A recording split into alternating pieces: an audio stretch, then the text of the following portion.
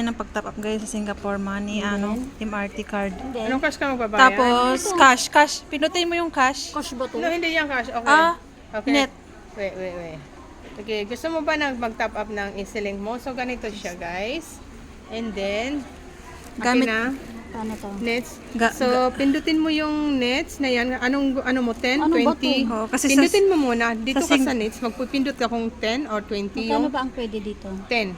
10. Pinakamababa. Oh, ayan Okay, na. then- Gagamit ang kanyang ATM Saan? guys. Dito, pag Yes, ito. insert siya dyan. Insert. Patingin nga, patingin. Tama. Bakit baliktad? Saan ba? Ganyan.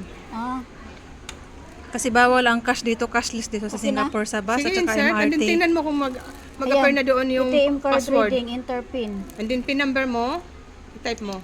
Hindi ko na yan ipapakita. And then, Then antayin mo kung tapos na, antayin mo kung nag-accept na yung bayad mo. saan ba titingnan? Na-enter mo na?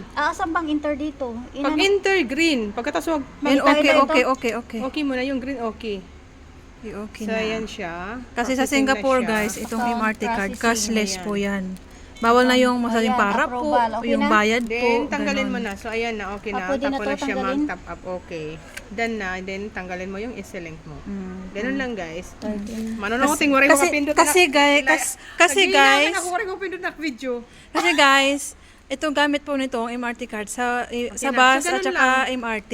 Kasi, Ikiin mo lang yung ano. kasi bawal po yung cash nito. Hindi mo sasabing, bayad po, ganito. Hindi, ito yung itatap mo.